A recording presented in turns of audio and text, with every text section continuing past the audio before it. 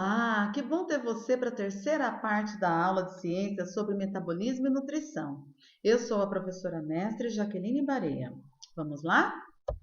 Bom, vamos conversar agora a respeito de alimentação saudável. Nós já falamos sobre obesidade, já falamos sobre alimentação que não é legal, então vamos agora ver, verificar e conhecer o que é uma alimentação saudável.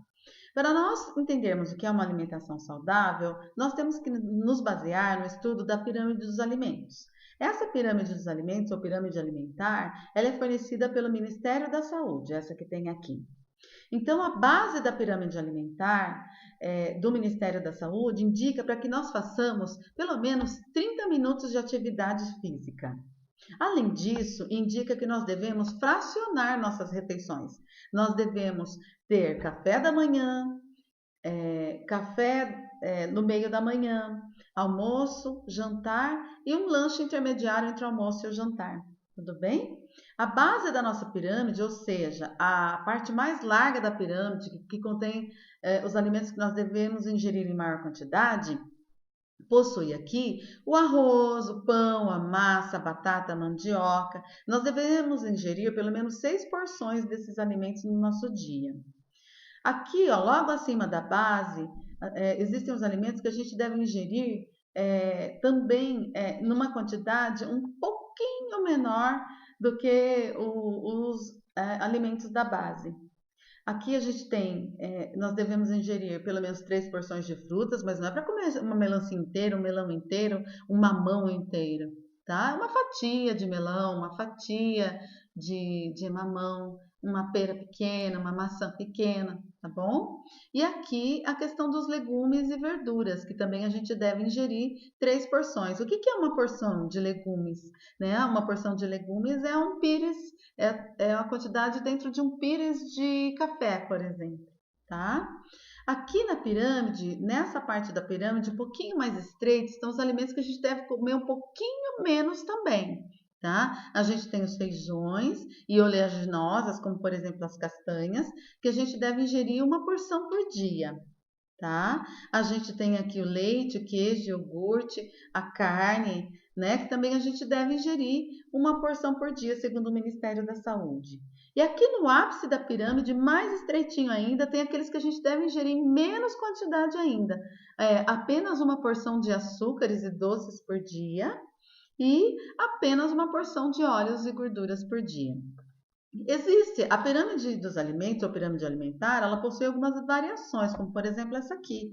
Olha, essa aqui é a nova pirâmide alimentar, que possui um novo conceito de alimentação saudável. Olha, a base dela, lá vem de novo, atividade física e colocou também a água. A gente não pode esquecer de se hidratar. A hidratação é muito importante. Quanto mais fibras vegetais você ingere, mais água você tem que tomar para ajudar a fazer o bolo fecal e conseguir defecar numa boa, tá bom? Então vamos lá. Olha, a base novamente é composta de alimentos que nos fornecem os bons carboidratos, né? Nós temos aqui cereais, pães integrais, né? Macarrão e etc. E junto com eles nós temos aqui os azeites, os óleos vegetais, que devem estar presentes na maioria das refeições. Hoje é sabido que para que a gente absorva muitas vitaminas presentes, principalmente nos legumes e nos outros alimentos, é necessário que tenha a presença de um pouquinho de óleos vegetais, tá bom? As frutas e verduras menos calóricas, né, devem estar aqui no segundo passo da nossa pirâmide. Nós devemos ingerir de 2 a 3 vezes ao dia. As frutas um pouco mais calóricas, os feijões e as oleaginosas, a gente deve ingerir de 1 a 3 vezes ao dia. As carnes e ovos, carne branca aqui no caso, devem ser ingeridas 2 vezes ao dia no máximo. Os laticínios de 1 a 2 vezes ao dia, a carne vermelha esporadicamente e os doces também esporadicamente. Tá bom? Ela traz o que? Qual que é a diferença da outra pirâmide? A consideração de que a carne vermelha tem que ser comida de vez em quando, ela tem que ser substituída principalmente por ovos e carne branca, e a consideração de que os laticínios devem ser tratados à parte dos outros alimentos ricos em proteína. Tudo bem? Então aqui ó, a gente tem proteína vegetal, né? E o óleo também presente nas frutas. Aqui ó, fazendo parte dos legumes um pouco mais calóricos também, tá bom? Referências para a gente comer melhor é que não falta. Quanto mais colorido, mais variado o seu prato, melhor. Olha, a gente sabe que existem hoje muito modismo com relação às dietas. Existe a dieta cetogênica, que apregou que você se alimente principalmente de proteínas e gorduras saturadas. Existe a dieta que é paleolítica, principalmente de vegetais e carne branca. A vegetariana, que a gente já conversou na nossa aula, que a gente viu que para ser vegetariano, principalmente no caso de adolescente, tem que saber muito bem combinar os alimentos para poder conseguir todos os aminoácidos necessários para as nossas proteínas. Tem a vegana, que é não só uma questão de alimentação, é um estilo de vida onde você evita todo e qualquer produto que tenha passado em qualquer fase da sua cadeia de produção pelos animais. Tem a dieta mediterrânea, dieta RAW, a low carb, que diminui a quantidade de carboidratos consumidos, concentrando o consumo de carboidratos, principalmente nos carboidratos bons, que levam mais tempo para ser digeridos e vão liberando a energia aos poucos. E a dieta sem açúcar, super recomendada, tá bom? Para a gente evitar o açúcar industrializado, a sacarose, né? E utilizar-se mais do açúcar presente nas massas integrais, nos grãos e etc. E também a gente tem os alimentos com alegações nas suas embalagens de composição diferenciada. Vamos dar uma olhadinha? Vocês já ouviram falar dos alimentos diet?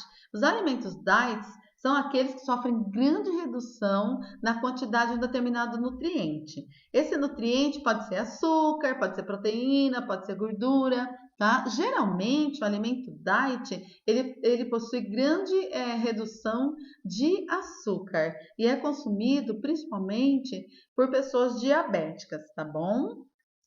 O alimento light é aquele que sofre uma redução de pelo menos 25% de um determinado nutriente. Pode ser sal, pode ser açúcar, pode ser proteína, pode ser gordura, tá? Geralmente, o alimento light é usado por pessoas que fazem dietas para emagrecimento. Geralmente, o alimento light tem baixa concentração ou de gordura ou de carboidrato, ou até mesmo de ambos. E o alimento zero é aquele que não possui determinados nutrientes, não possui sal, ou não possui açúcar, ou não possui proteína e etc. Tá? Geralmente o mais comum é aquele que não possui açúcar, e aí ele é adoçado com adoçantes industrializados que também podem não fazer muito bem para a saúde. Tá? Preste atenção nas embalagens. Quando você for comprar um alimento ou for no mercado com a sua mãe, passa lá nas prateleiras dos Diet, Light, Zero, dá uma estudada na embalagem, olha a tabela nutricional para você conhecer melhor esses alimentos e diferenciá-los dos outros, tá bom?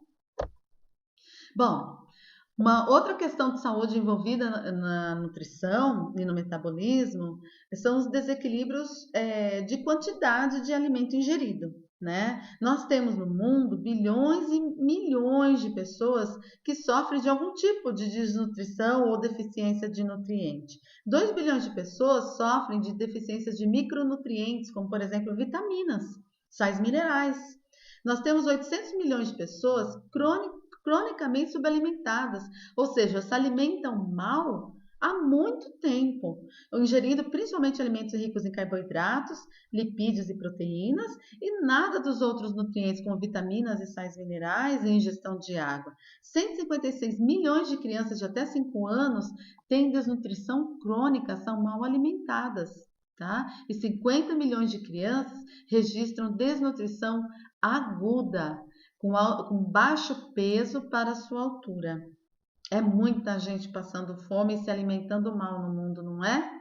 Por outro lado, nós temos um crescimento da obesidade em nível mundial.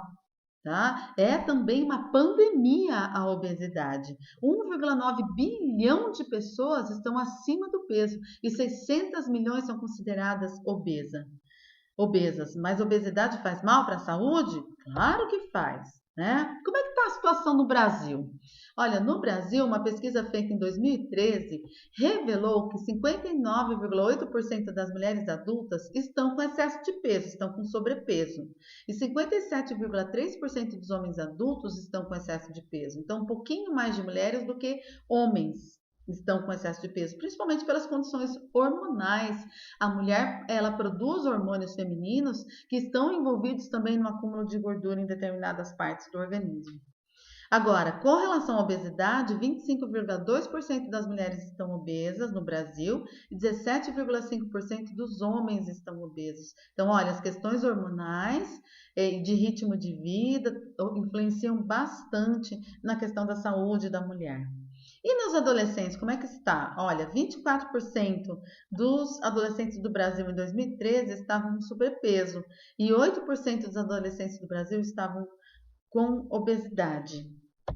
O que a obesidade pode trazer e acarretar como mal secundário para o organismo? Olha, pode afetar o sistema cardiovascular, pode causar aumento de pressão arterial, pode fazer com que tenha processos inflamatórios que acabam entupindo as artérias, que a gente chama de aterosclerose, pode ter um acidente vascular cerebral causando um derrame, pode ter trombose, tá? Infarto. Sistema endócrino metabólico, a gente percebe uma resistência à insulina. A pessoa produz insulina, mas essa insulina acaba sendo destruída pelo próprio organismo da pessoa, tá? A gente está percebendo o crescimento da diabetes tipo 2 em adolescentes e até crianças obesas, tá? Bom, sistema digestório, refluxo, por exemplo, é uma situação causada pela obesidade e pela má alimentação. O sistema osteoarticular sofre com excesso de peso por ter que sustentar um corpo mais pesado. As juntas acabam sofrendo, ombros, cotovelos, principalmente joelhos, né? Alguns tipos de cânceres também estão relacionados à obesidade. Pessoas obesas têm mais risco de ter certos cânceres do que pessoas não obesas. Sistema respiratório, uma coisa que acontece muito com as pessoas obesas é a apneia do sono. A pessoa está lá respirando enquanto dorme e de repente para de respirar.